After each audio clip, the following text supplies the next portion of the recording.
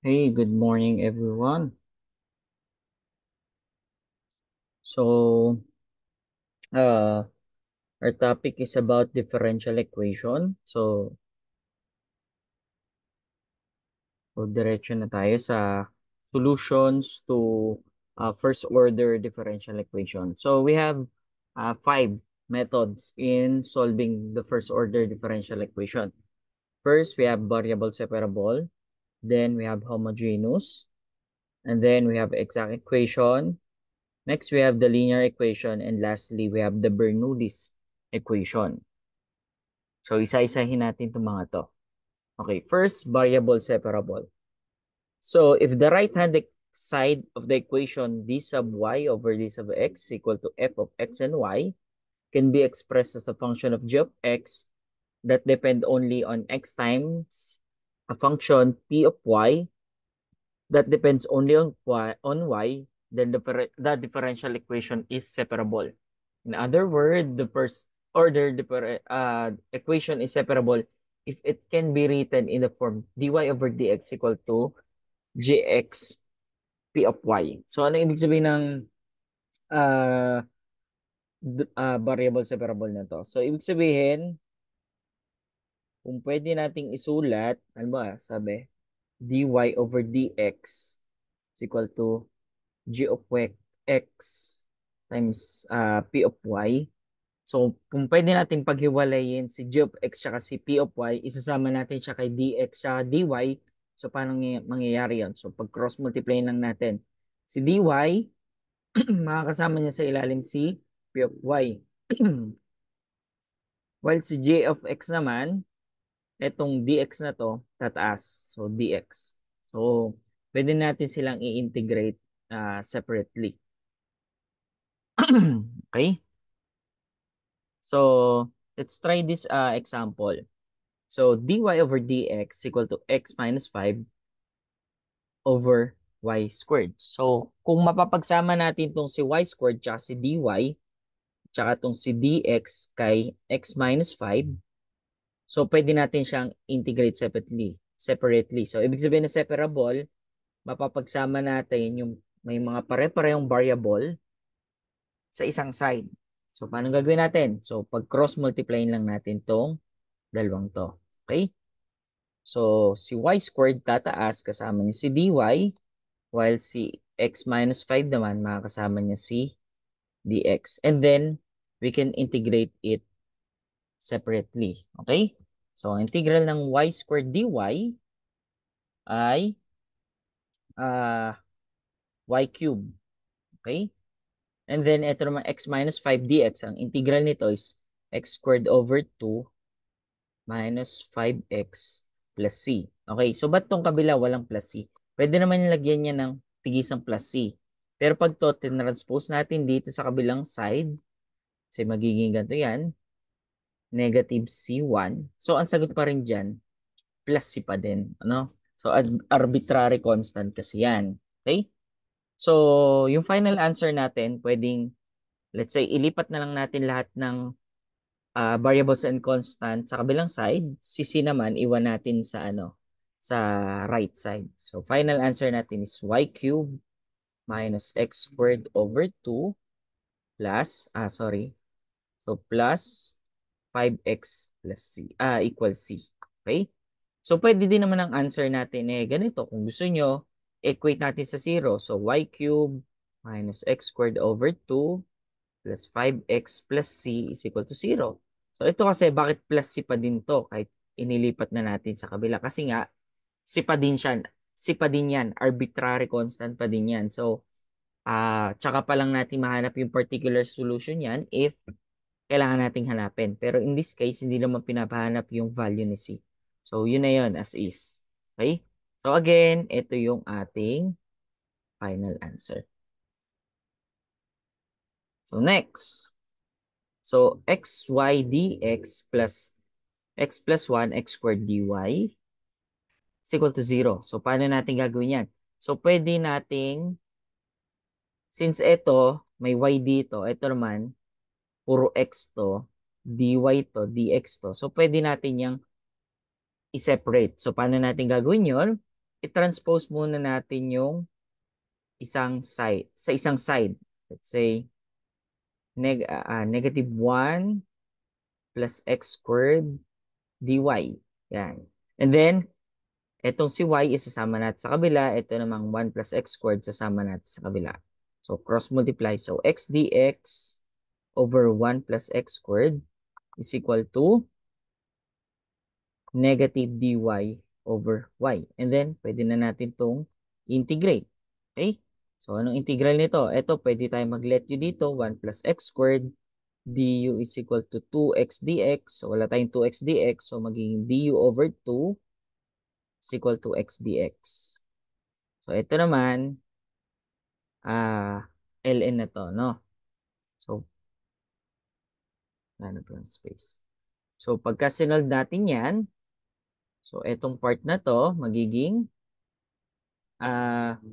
integral siya ng du over 2u is equal to negative integral ng dy over y. So, ang integral po nito is 1/2 ln of u is equal to negative ln of y naman plus c. And then, papalitan na lang natin si u. Babalik na lang natin ng 1 plus x squared is equal to negative ln of y plus c. And then, transpose na lang natin si negative ln of y. So, ang final answer natin is 1/2 ln of 1 plus x squared plus ln of y is equal to c. So, ito po yung ating final answer. Yan. So, i-box ko na lang pala yung final answer natin. So, ito yung final answer, number 1.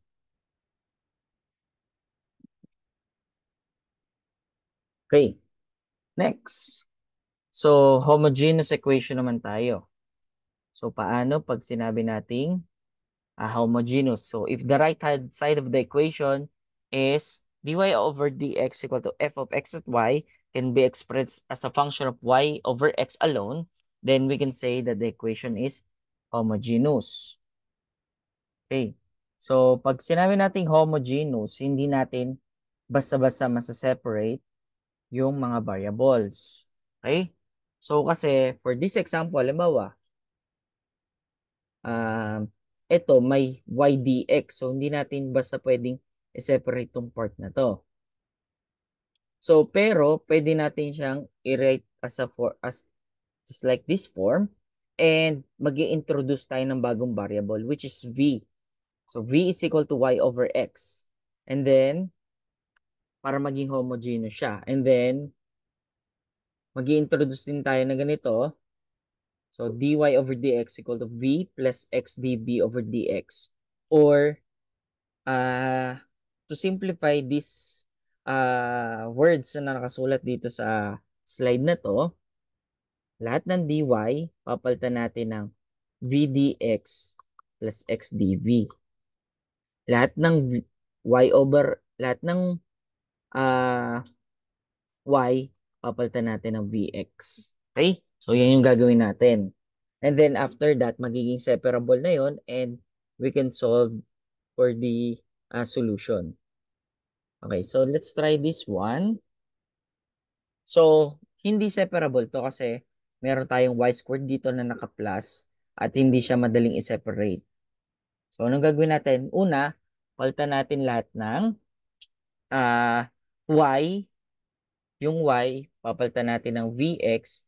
Yung dy, papalitan natin ng vdx plus xdv. Okay? So, yun ang gagawin natin. So, ito magiging x vx plus b squared x squared plus x squared quantity dx minus x squared times yung dy, papalitan natin ng vdx plus xdv is equal to 0. And then, sisimplify na, expand natin and simplify, no? So, ito magiging vx squared dx plus v squared x squared dx plus x squared dx minus vx squared dx minus x cubed dv is equal to 0. Okay? So, dyan, from this equation, pwede natin cancelin to, tsaka to. Okay? So, and then, pagsama-samahin natin yung may mga dx tsaka dv. So, ito, v squared x squared dx plus x squared dx minus x cubed dv is equal to 0. So, pwede natin itong i-transpose dito sa kabilang side. Magiging, and then extract na rin natin to at the same time. So, magiging v squared x squared plus x squared. Ang pwede pala nating extract ay ito. Yan. Kasi parang may x squared dx. So, matitira dito v squared plus 1 times x squared dx is equal to, transpose natin to, x cubed dv. Okay? So, after that, pwede na natin gamitan ng separable kasi pwede natin itong transpose dito sa side na to. Ito naman, ita-transpose natin dito sa side na to. Okay? So, magiging x squared dx over x cubed is equal to dv over v squared plus 1. So, as we can see, naging separable na siya kasi lahat ng term dito, puro x, lahat ng term dito, puro v. So, i-rewrite ko lang, x squared dx over x cubed is equal to dv over v squared plus 1. So, pwede natin itong i-simplify. So, ito, cancel to. May matitirang x dito sa baba. Okay? So, kaya ito maging dx over x is equal to dv over v squared plus 1. And then, we can integrate na to.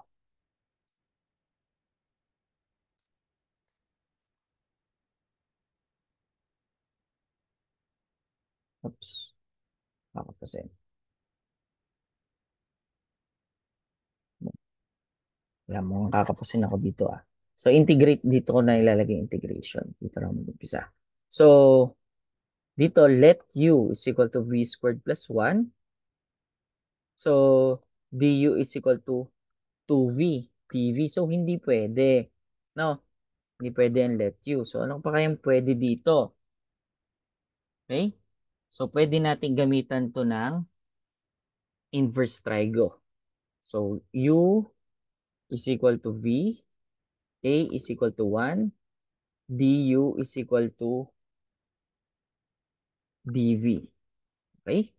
Papalitan natin to. So, yung final nito, magiging dx over x is equal to du over u squared plus 1. At ang integral nito is ln of x is equal to ang integral ng du over u squared plus 1 is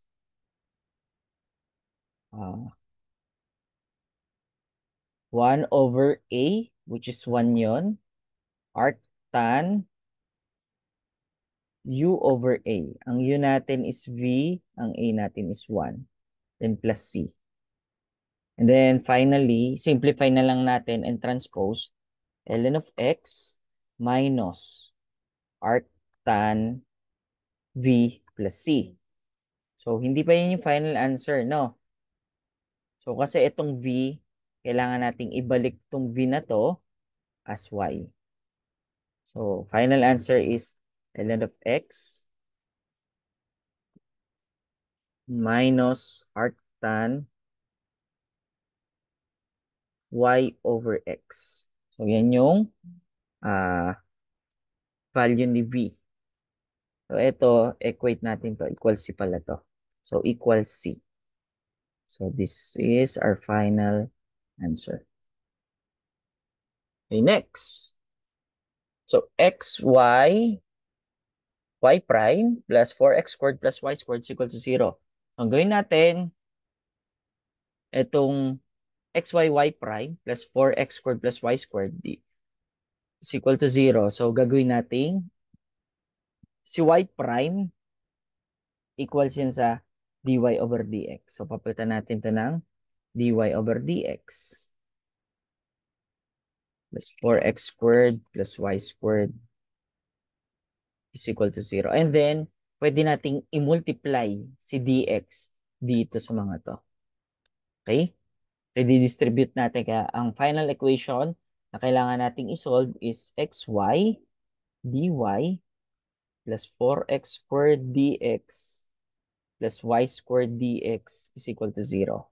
And then, gamitan na natin ng homogeneous. So, lahat ng y, papalitan natin ng vx. Lahat ng dy, papalitan natin ng vdx plus x dv. So, plus 4x squared dx plus ito y squared magiging v squared x squared dx is equal to 0.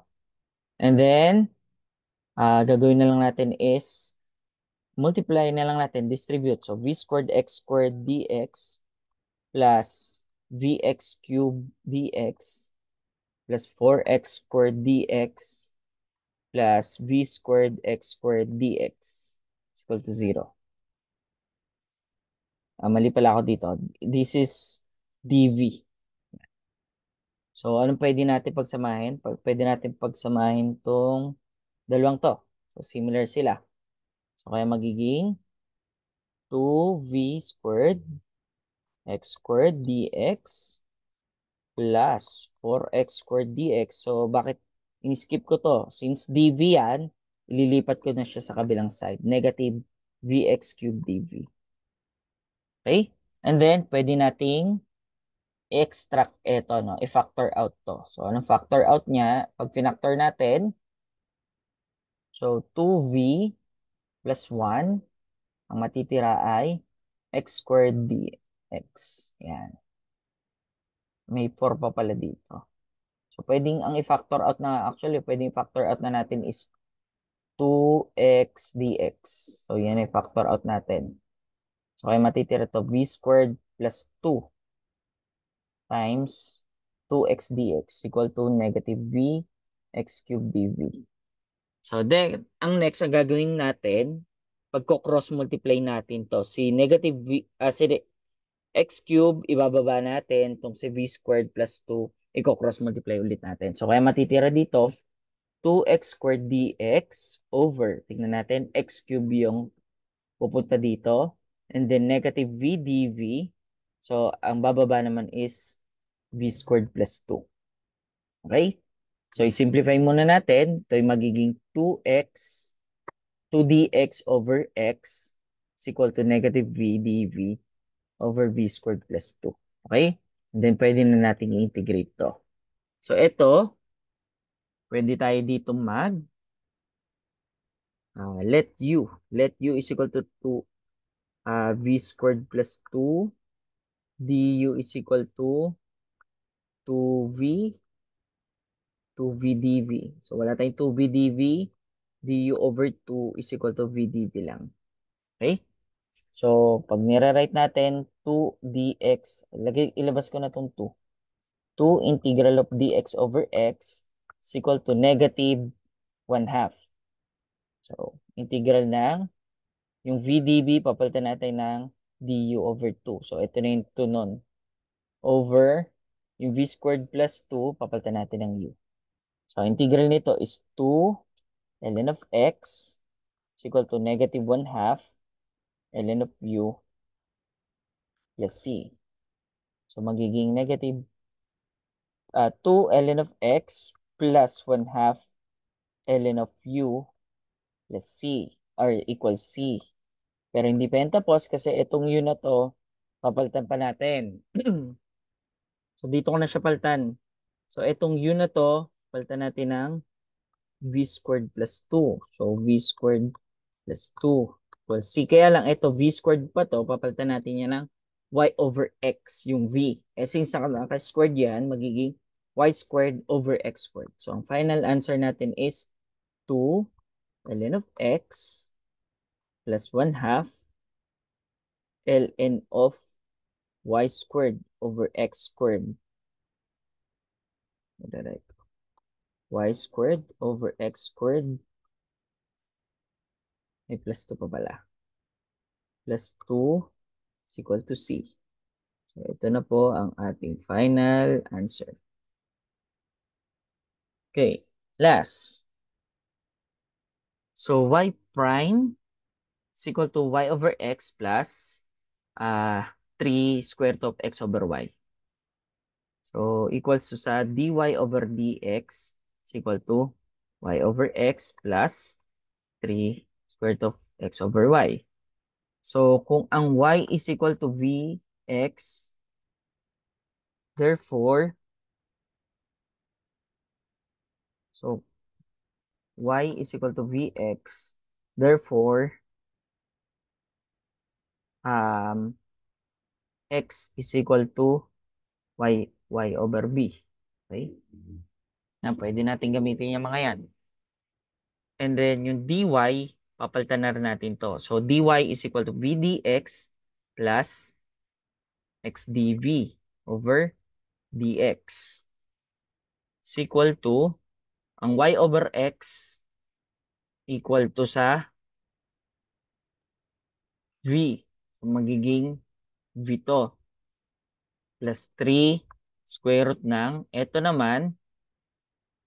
So ang x ay y over b, therefore magiging 1 over b na to. Okay? So next, ito, i-distribute natin yung denominator. V dx over dx plus x dv over dx is equal to v plus 3 square root of 1 over v. So ito, pwede natin i-cancel tong dx na to. Okay? So matitira dyan, so we have v plus x dv plus equals pala b plus, so pwede nating kunin ang square root nito, no? Paghiwalay natin, since ang square root ng 1 is 1, ang square root ng v is square root of b. So magiging 3 over square root of v yan. Okay? So pagka nag-transpose tayo nito, ito, papunta dito, maka-cancel po ito. Yan. So kaya itong ang matitira na lang dito sa last equation natin is x dv is equal to 3 over square root ng v. Which is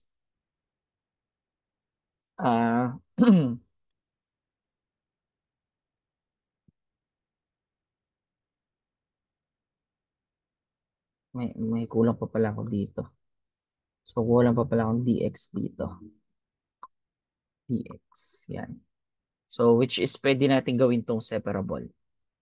So i-rewrite lang x dv over dx equal to 3 square root of v. So pag ginawa natin separable, square root of v dv or v raised to 1/2 is equal to 3 dx over x. Yan. Pwede na natin itong integrate na magkaiwalay. So, ang integral nitong v raised to 1/2 is v raised to 3/2 over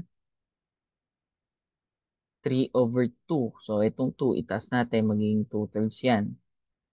Is equal to 3 ln of x plus c. So, ito na lang, palitan na lang natin ng y over x. So, 2/3 y over x raised to 3/2 minus 3 ln of x is equal to c. So, ito na yung ating final answer. So, ganyan ang homogeneous. Next, exact differential form. So, pag sinabi natin exact differential form, the differential form m of x and y dx plus n of x y dy is said to be exact in a rectangle R if there is a function of f of x and y such that the partial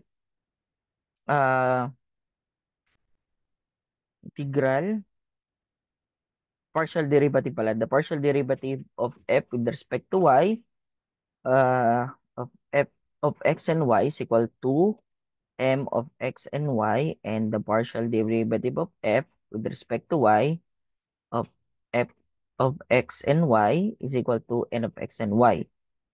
So for all x and y in R, there is a total differential of f of x and y satisfies df of x and y is equal to m of x and y dx plus n x o n of x and y dy.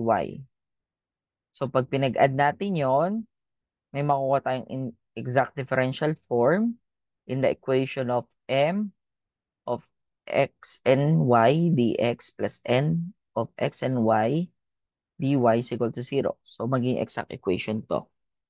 So basically, ang sinasabi ng mga sinabi ko kanina, so kailangan ma-check muna natin kung compatible yung condition na to. Okay?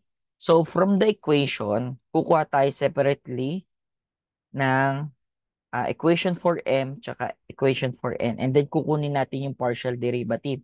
Pag sinabi natin partial derivative, okay, so i-differentiate natin siya, pero kapag ang variable niya ay hindi yung differential variable, iti-treat natin siya as constant. Okay? And then hindi natin itatranspose yung isang term ng equation to the other side. So, ang ginagawa natin is pinagko-compare natin. Kinukuha natin yung mga terms na yon separately and then pagko-compare natin. So, and then in solving for the exact differential equation, ito yung solution. Pero, explain ko lang ng mas madali during solving. So, pag mag-exact, pag magsosolve tayo ng exact differential equation, una, itetest muna natin kung exact yan. Okay? Itong equation na to. So, anong gagawin natin?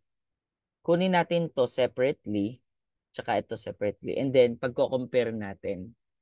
So, ibig sabihin, meron tayo 2xy minus second squared x dx is equal to x squared plus 2y dy. So, bakit hindi ito naging negative? Kasi, again, hindi naman natin to tinranspose dito sa kabilang side. So, separate. So, pinagko-compare natin yung partial derivative nitong mga terms na to. Okay? So, paano natin malalaman yung partial derivative? So, kung dx to, dy ang ilalim yan. Kung dy to, dx ang ilalim yan. Ibig sabihin, etong side na to, kailangan nating i-differentiate with respect to y. Lahat ng variables other than y is considered as constant. And ang derivative ng constant ay 0. So, ito naman, x ang pagdi-derive natin dito. So, ibig sabihin, lahat ng terms na, halimbawa to, 2y. So, pag dinerive natin 2y, tong 2y with respect to x, i-consider natin to as constant. Okay? So, hindi to implicit derivation. Okay. So, first, i-derive natin to 2xy. So, ang derivative ng 2xy, so, since ito ay 2x, i-consider natin na constant yung x kasi we're deriving it with respect to y. So, bale, ang kinukuha lang talaga natin derivative dyan is yung derivative ng y, which is 1. And then, tong 2x na to, constant yan. So, 2x yan ang sagot natin sa derivative nito. Ito naman, second squared x, derivative niya with respect to y. Since itong term na to ay walang y, therefore, constant to. At ang derivative ng constant ay 0. Okay? So, next naman, sa kabila, so, with respect to x ang pagdi-derive, so, ang derivative ng x squared ay 2x plus 2y, di-derive natin with respect to x. Since walang x dito, so this is treated as constant at ang derivative ng constant ay 0. So, therefore, by a compatibility equation, 2x is equal to 2x. So, check natin yan. Ibig sabihin, this is an exact equation. Pwede nating ituloy yung pagsusolve. And then, mamimili na lang tayo dito sa dalawa. Okay? So, kung alin yung gusto nating gamitin. Pwede naman kahit alin dyan, medyo maiiba lang yung method of solving.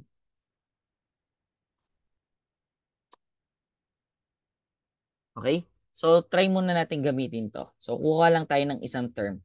Pero gagamitin pa rin naman natin ito mamaya, medyo sa dulo lang nung pagsusolve. Okay?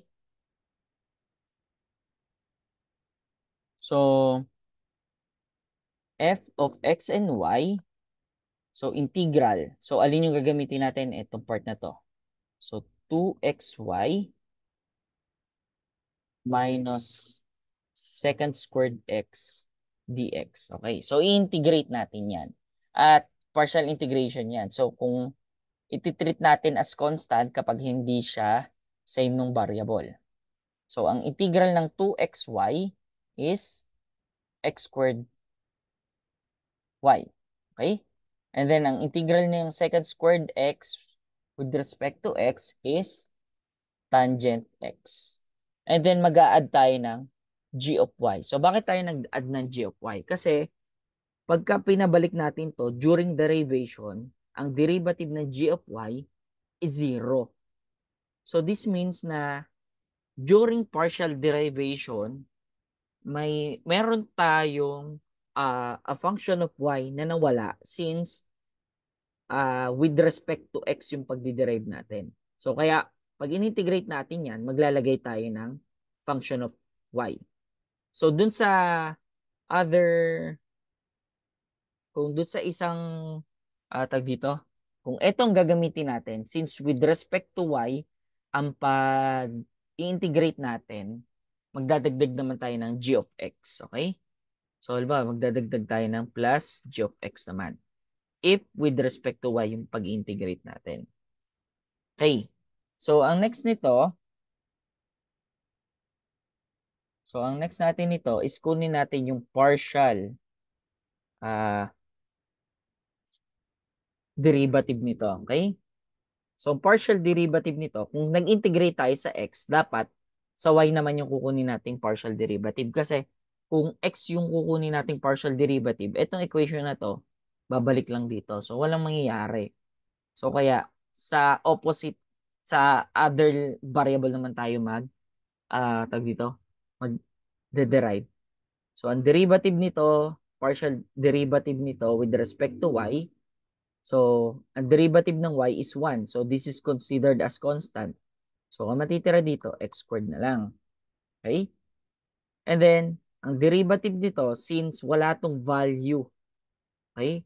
Wala tong variable na y, so ito ay constant. Therefore, minus 0 yan. And then, ang derivative nito with respect to y is g prime of y.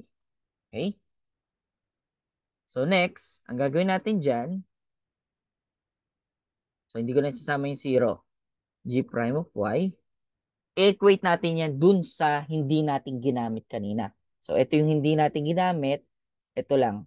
Equate natin yan dyan. So, x squared plus 2y. And then, as we can see, pag nag-transpose tayo, maka-cancel to. Okay?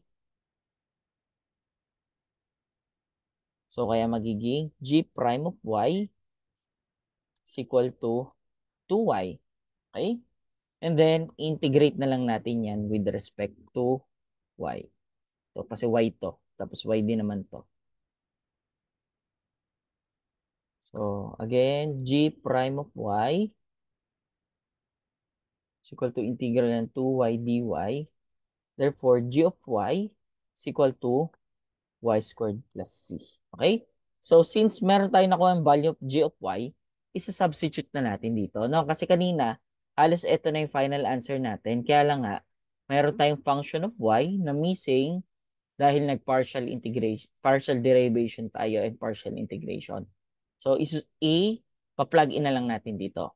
So, ang final answer natin is x squared y minus tangent x. Yung g of y na yung papalitan natin ng y squared plus c and then equal na lang natin sa 0. So, ito yung final answer for this problem.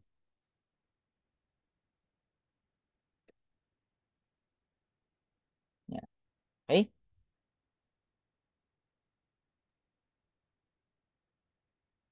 Okay, we can try the other side.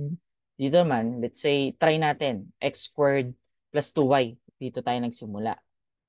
So, f of xy equal to integral ng um, x squared plus 2y dy. So, i-integrate natin to with respect to y. So, ang integral ng x squared with respect to y is x squared y. Kasi constant to eh. So, at integral ng constant is mag-multiply tayo ng variable na kailangan natin. And then, integral ng 2y is y squared. And then, plus g of x naman. Since dy to, there's a missing function of x during partial integration, kaya nawala yun. So, then, i-derive naman natin to with respect to x naman kasi sa y tayo nag-integrate, sa x naman tayo magdi-derive. So, derivative nito with respect to x is 2xy plus derivative nito with respect to x is 0 plus derivative nito with respect to x is g prime of x. And then, sulat lang natin, hindi ko na isinulat yung 0. Tapos, equate natin dun sa natira, sa hindi natin nagamit ngayon. So, ito naman yung hindi natin nagamit for this solution. So, 2xy plus, ano yan? Minus pala. Minus second squared. Okay? So, as we can see, pwedeng makancel to. Yung part na to. Oops. Pwede natin cancelin to. Okay? So, matitira lang sa atin dyan, g of x, g prime of x is equal to negative second squared x. And then, integrate na lang natin yan with respect to x.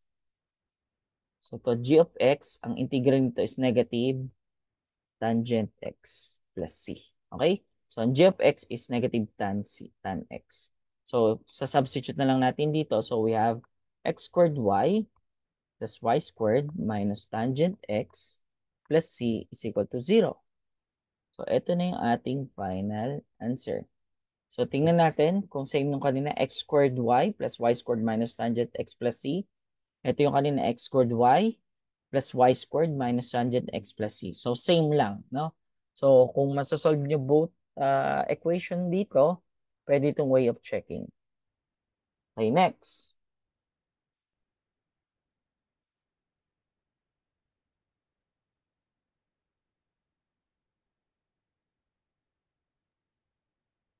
Okay, next. So, we have, anong una natin gagawin dito? Compatibility uh, test. So, i-test natin to.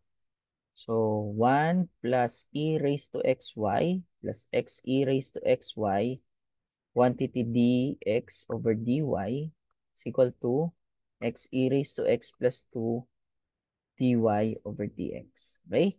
So, ang integrate natin to. So, derive pala. Partial derivative nito is 0 plus partial derivative nito with respect to y is e raised to x plus partial derivative nito with respect to y is x e raised to x. Ito naman, derivative dito with respect to x is x e raised to x. So, ito ay uv. So, product plus v du. And then, plus partial derivative dito with respect to x is 0. Therefore, e raised to x plus x e raised to x is equal to, i-rearrange ko lang, e raised to x plus x e raised to x. So, compatible yung equation natin. Ibig sabihin, exacto. So, i-try na lang natin dun sa mas mahabang term, no? So, 1 plus e raised to xy plus x e raised to x y dx. So, kunin natin yung solution nito. Integral ng 1 plus e raised to xy plus x e raised to xy dx. So, integrate natin to with respect to x. Okay?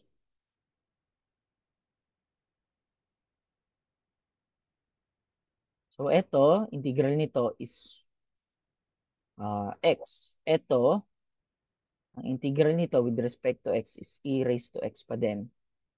Kaya lang, itong part na to,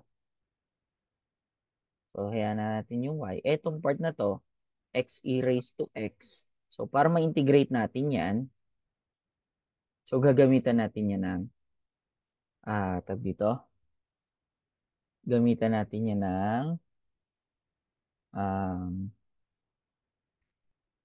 integration by parts. So, kung muna ito sulat, u du is equal to dv v.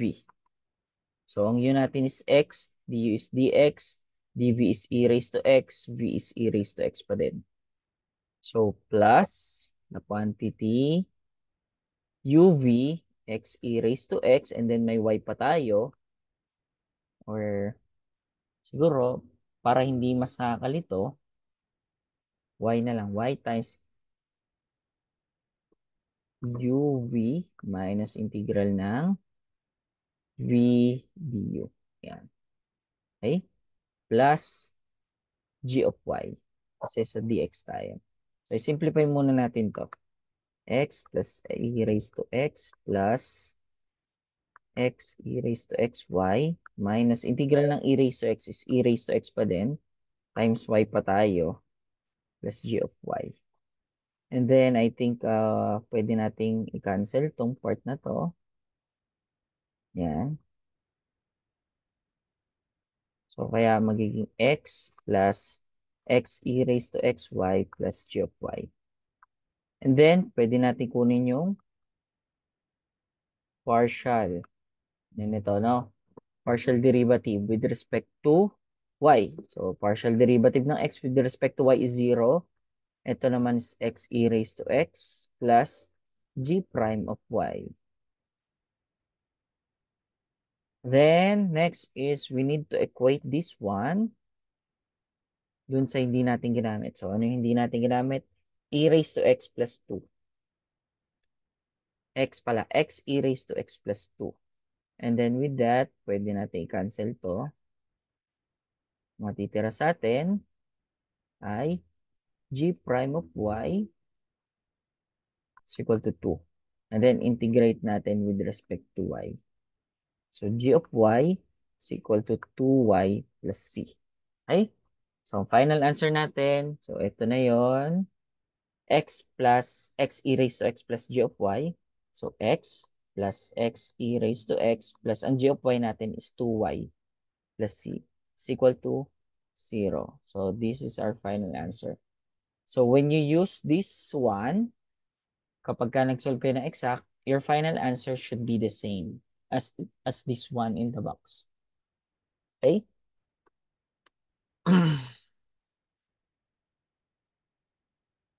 Okay. So next. So, try natin itong isolve. So, magkakaroon tayo dito ng, simplify muna natin. Sorry, not simplify. Yung y prime, palitan natin ng dy. So, papalitan natin ng dy over dx equal to 0. And then, multiply natin yung buong equation sa dx. So, etong dalawang term na to, pwede natin pagsamahin. So, plus 2xy is equal to xy dy is equal to 0. And then, pwede natin gamitan ng compatibility test.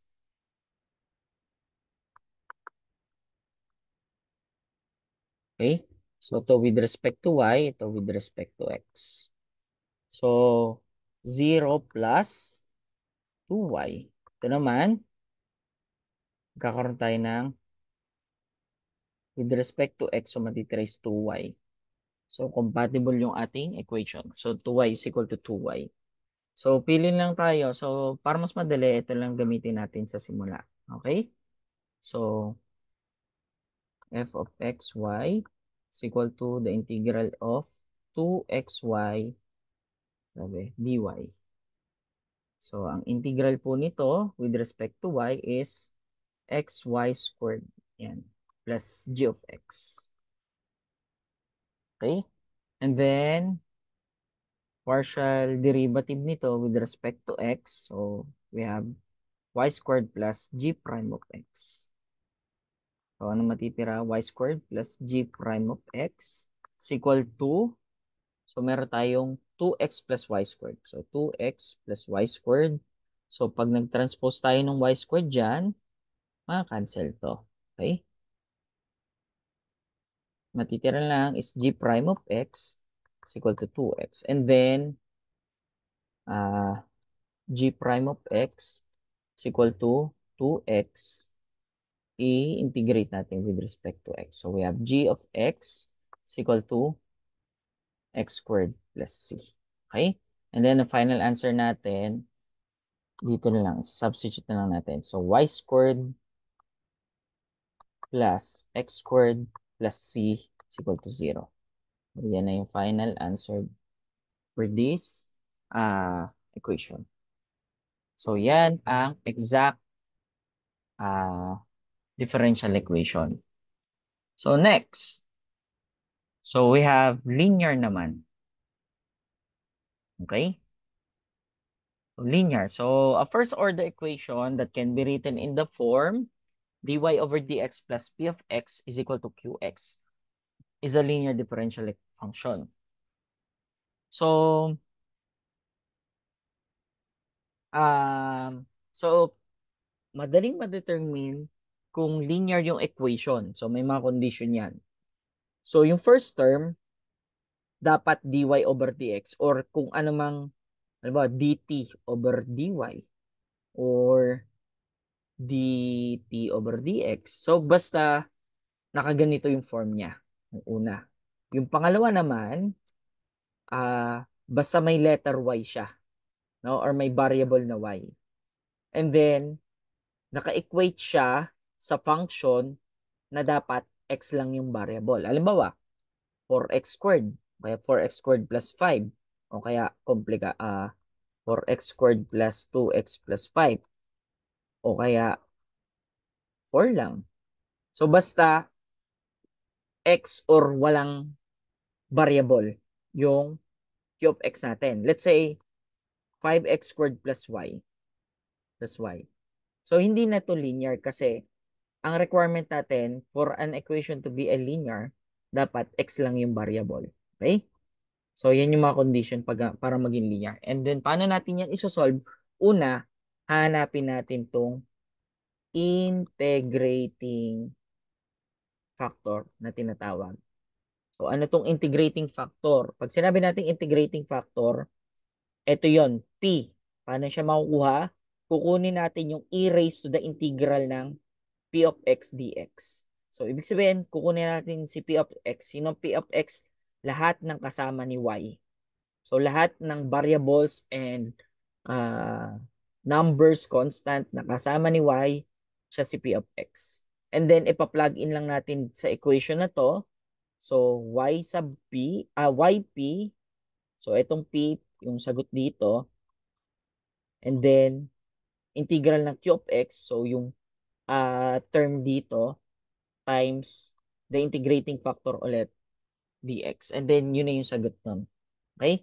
So, let's try this problem. So, una, i-check natin kung linear. So, una, ito, linear dahil naka-dy over dx. Pangalawa, y yung variable nito. Okay? So, hindi siya y squared. So, kailangan raised to 1 lang. Okay? So, next, ito, x lang yung variable. So, ibig sabihin, linear tong equation na to. So, una, hanapin natin yung integrating factor. So, integrating factor. So, ano yung integrating factor natin? Lahat ng kasama ni y. So, ang kasama ni y is, so from this equation, 1 yung kasama niya. So, kaya magkakaroon tayo ng 1 dx. At ang integral ng 1 dx is, ang integral nito, so parang isosolve lang natin yan separately. So, integral ng 1 dx is equal to x. O, yun na yun. So, ganun lang kasimple. So, e raised to x. Okay? So, yan yung ating integrating factor. Then, isa-substitute lang natin dito sa equation na to. Yp is equal to q of x. So, anong q of x natin? Q of x is equal to e raised to x from this equation. So, ito na si q of x. Yan. Okay? So, p dx. Okay? So, substitute natin. Y e raised to x equal to integral ng e raised to x times e raised to x dx. Okay? So, pwede natin itong simplify, no? Y e raised to x equal to integral ng e raised to 2x dx. And then, pag in-integrate natin itong part na to, let u is equal to 2x. So, du is equal to 2 dx. Wala naman tayong 2 dx, kaya du over 2 is equal to dx. Okay? So, kaya pag sinolve po natin yan, magkakaroon tayo ng y e raised to x equal to the integral ng e raised to u And then, ito, du over 2. Maging du, tapos lagyan na lang natin ng 1/2 sa unahan kasi du over 2. So, integrate natin to. Y e raised to x equal to 1/2 e raised to u plus c. And then, palitan na lang natin yung e raised to u, yung u magiging 2x. So, e raised to 2x plus c. Okay? So, pwedeng ang final answer dito is y e raised to x minus 1/2 e raised to x, e raised to 2x equals c. So, yan na yung final answer natin. Although, pwede ko din namang i-accept tong sagot na to.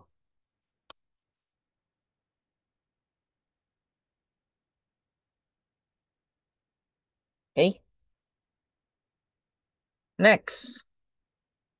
So, paano naman to? So, linear ba to? So, unang-una, hindi siya linear gawa nitong x na to. So, kailangan dy over dx lang to. Walang kasamang ibang variables or constant. Ito naman, linear to kasi naka-raise to 1 to. Ito, linear din sana kasi q of x yan. X lang variable. So, paano gagawin natin dito? So, napakadali. I-divide natin yung buong equation ng so, dx minus 3y is equal to x squared. So, i-divide natin ng x, no? Wherein magisagot natin, dy over dx is minus 3y over x is equal to x na lang. So, ito ngayon yung ating kailangan integrate. So, una, ang qx natin dito ngayon is x na lang. So, ano naman ang p natin? P is lahat ng kasama ni y. So, anong lahat ng kasama ni y? 3 over x dx. Yan. And then, pag sinolve natin to, so, anong integral ng 3 over x? So, so equals to sa e raised to 3 ln of x. Okay? So, pwede natin ito i-simplify. So, P is equal to 3, E ln of x cube. And since meron tayong E dito tsaka ln, pwede nating ibaba na lang to na magiging x cube. So, makakancel yung E tsaka yung ln.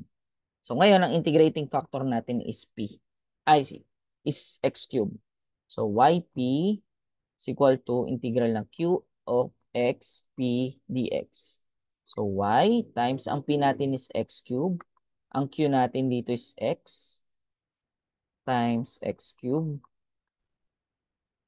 dx. So, simplify natin, magiging y x cube is equal to the integral of x raised to 4 dx. At napakasimple na lang ang integral nito, which is equal to x raised to 5 over 5 plus c. So, pwedeng ito na yung final answer. Yan.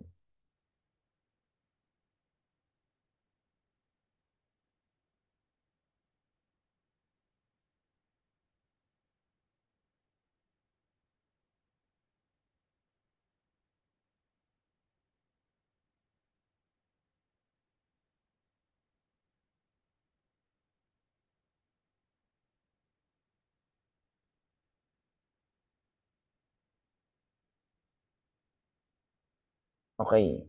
May mali pala ako dito. Ulitin natin. Mali pala ang solution na naibigay ko. Sorry.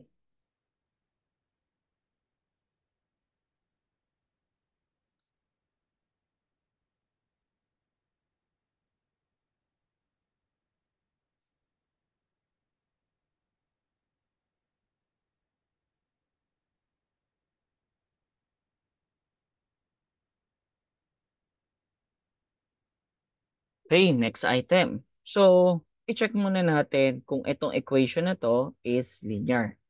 So, from this one, ito, dahil sa x na to, hindi siya naging linear, no? So, kasi dapat dy over dx lang. So, ito naman, linear to since naka-raise to 1. Ito, linear pa din since q of x. But this full equation is not linear dahil dito. Pero pwede naman natin yung gawin linear, no? What we need to do is divide the whole equation by x. Yan. Divided by x. So, we have dy over dx is minus 3y over x is equal to x. Okay? So, q of x natin is x na lang. At ano ang ating integrating factor? P is equal to e raised to, so lahat ng kasama ni y. So, negative 3xy, no? So, kailangan nating i-include yung, tawag dito, yung sign. Okay? At pagka in-integrate natin yan, e is equal to negative 3 ln of x, in which we can still simplify this one, e raised to ln of x raised to negative 3, and then e raised to ln of 1 over x cubed. So, since meron tayong e tsaka l na naka-raise sa ln, pwede natin makancel tong part na to. Okay? So, magiging 1 over x cubed na lang siya. So, yan na yung ating, tag dito, integrating factor. So, yp is equal to cube x times p dx. So, y over x cube is equal to integral ng x over x cube dx. Okay? So, simplify natin. Y over x cube is equal to the integral of 1 over x squared dx. Which, pwede pa natin siyang simplify as x raised to negative 2 dx. At ang kanyang integral, y over x cube is equal to x raised to negative 1 over negative 1 plus c. Okay? So, again, i-rewrite ko muna. So, x raised to negative 1, and then may negative 1 sa ilalim, magiging negative na to, plus c. So, final simplification, negative 1 over x plus c.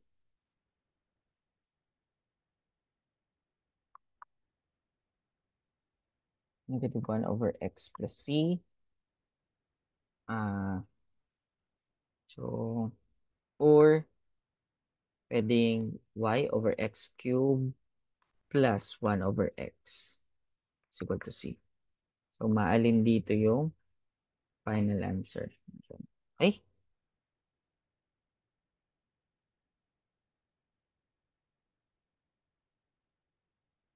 Next. So, eto. So, next problem, kita agad na, tag dito, linear. So, paano ulit naging linear? dy over dx lang to. 1 ang coefficient. Ito naman, 1 ang exponent. At ito naman, x lang yung variable. Okay? So, ang integrating factor natin dyan, so, is lahat ng kasama ni y, which is 1 over x dx. And then, pag sinunod natin yan, e raised to ln of x, wherein may e na naka-raise tayo sa ln, pwede nating ibaba na lang yung x. So, ang q of x naman natin for this one is 3x. So, pag sinubstitute natin, x is equal to the integral of 3x times x dx. So, magkaroon ng yx is equal to integral ng 3x squared dx. So, pag sinulog natin to, so we will have x cubed plus c. So, ito na yung final answer. So, ang integral kasi ng 3x squared is x cubed.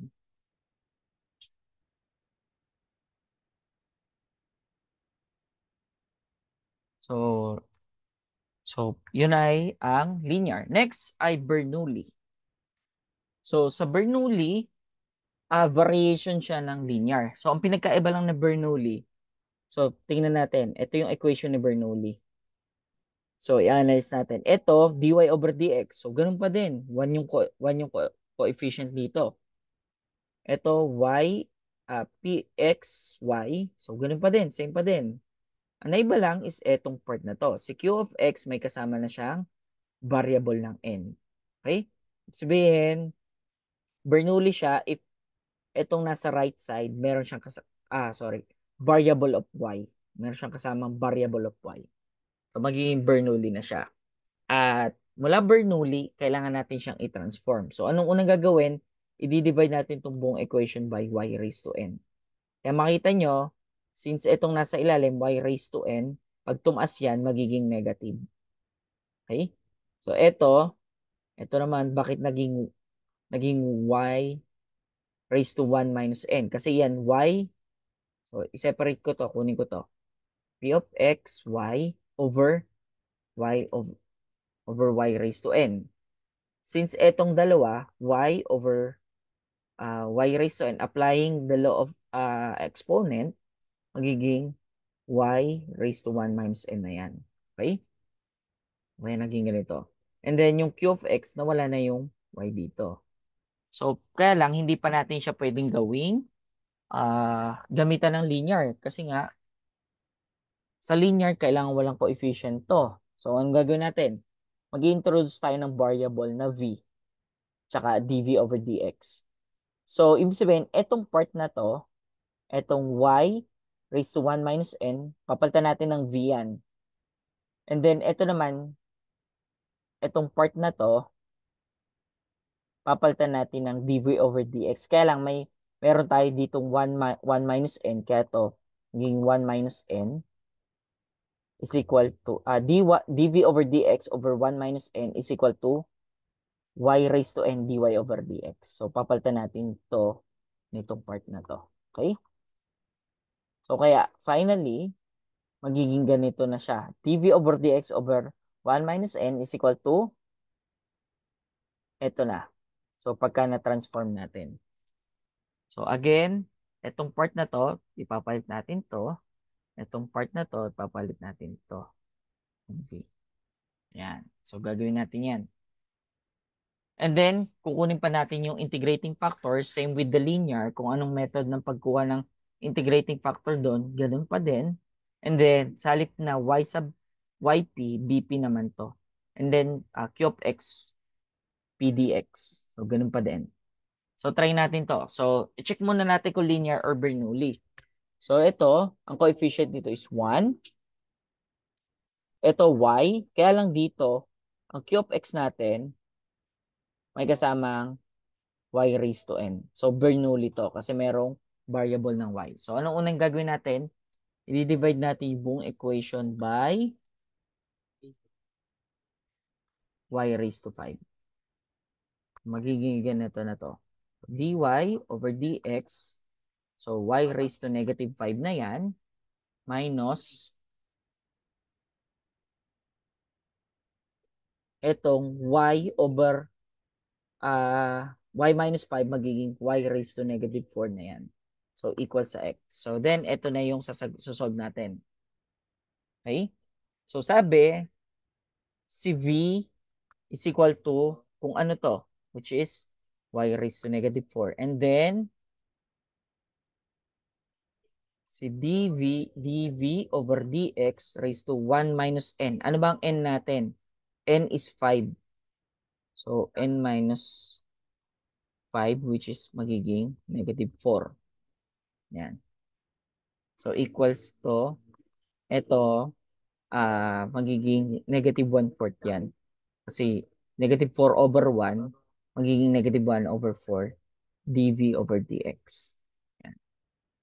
So, ito, isa-substitute natin dito. And then, ito, papalitan natin ito. So, ganoon na mangyayari sa next slide. Okay? So, yung y raised to negative 5 dy over dx magiging negative 1/4 dv over dx minus etong y raised to negative 4 magiging v naman. And then equals sa x. So, kaya lang, itong equation na to, hindi pa rin linear kasi meron tayong 1/4 dito. Negative 1/4. So, paano natin makakancel yung negative 1/4? Magmumultiply tayo ng negative 4. Okay? So, dv over dx equal to, plus 4v is equal to negative 4x. So, this equation is already linear. So, pwede na natin itong isagutan. So, ang q of x natin dito is negative 4x. Ang ang p natin is equal to negative e raised to lahat ng kasama ni v. So, positive 4 dx, which is e raised to 4x. Then BP is equal to Q of X P dx, which is B times e raised to 4x is equal to integral ng negative 4x e raised to 4x. So times e raised to 4x dx. Okay? And to solve for this one, we need to use, tawag dito,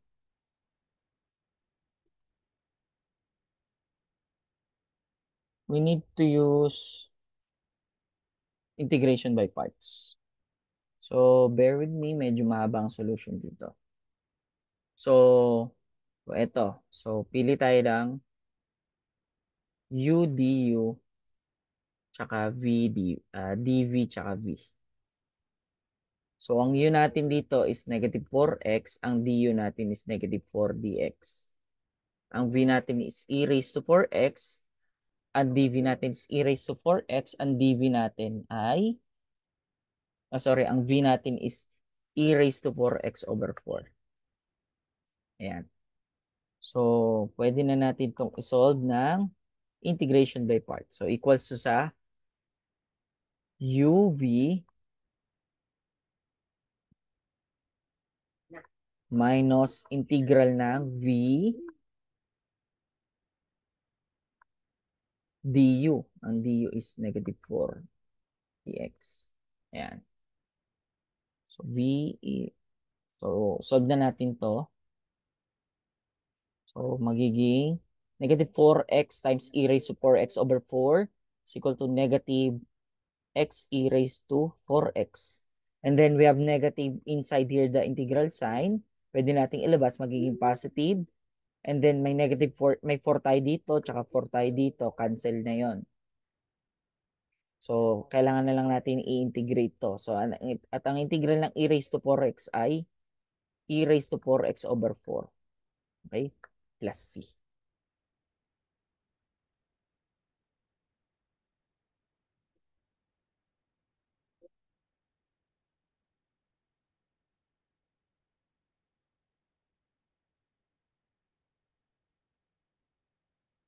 So, eto na yung final answer. So, hindi pa.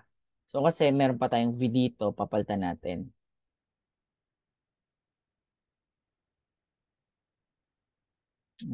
Negative x e raised to 4x plus e raised to 4x over 4 plus c. So, yung v, ibabalik natin. Ano yung v? Pag binalikan natin, v is equal to y raised to negative 4. Which is, pag sinulat ko to, so, substitute lang natin. Kaya lang, syempre, yung y raised to negative 4, huwag natin itong hayaan. So, kaya magiging e raised to 4x over y raised to 4 is equal to negative x e raised to 4x plus e raised to 4x over 4 plus c. So, ito po yung ating final answer.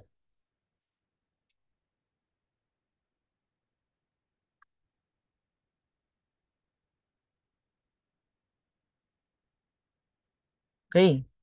Next.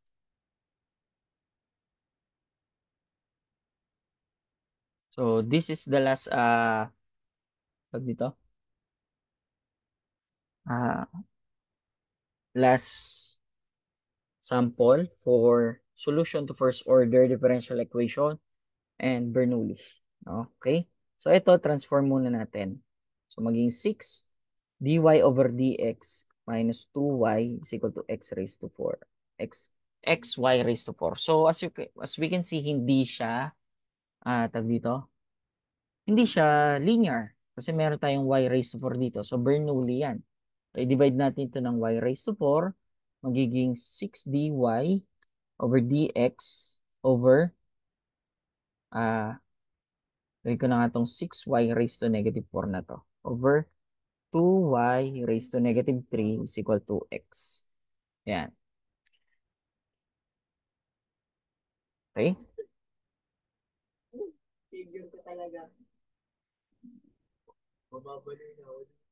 So, kaya lang, hindi pa rin to Bernoulli, no? Kailangan pa nating tawag dito,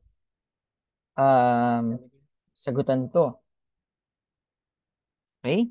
So, di pa rin to linear. So, kunin natin V is equal to, ito yung V natin, y raised to negative 3. So, ang dv over dx natin over 1 minus, ang n natin is from this one. So, 4. And 1 minus 4 is equal to negative 3. So, equals to sa 1/3, negative 1/3 dv over dx. So, ibig sabihin, etong part na lang to, ito yung papalitan natin nito. Okay? So, kaya, magkakaroon tayo na 6 times negative 1/3 dv over dx. Then, we have minus 2v is equal to x. Okay? So, kaya lang hindi pa rin to linear. Kasi nga, meron pa tayo nitong part nito. So, pag sinimplify pa natin, meron tayong negative 2 dv over dx minus 2v is equal to x. So, hindi pa rin linear. Gawa nito. Kailangan 1 ang, dito, 1 dapat ang ating, ano nito, ang ating coefficient. So, i-multiply natin sa negative 1/2. Kaya to, negative 2 times negative 1/2. So, 1 na yon dv over dx plus, so negative 2v times negative 1/2 is equal to positive v is equal to x, negative x over 2. Okay, from this equation, we have q of x is equal to negative x over 2.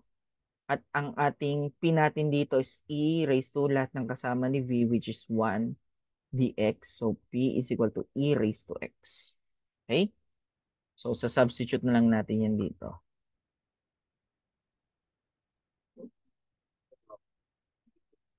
So, b, ang p natin is e raised to x equal to, ang q natin is negative x over 2 times e raised to x dx. And again, meron na naman tayong by parts sa pagsasolve nito.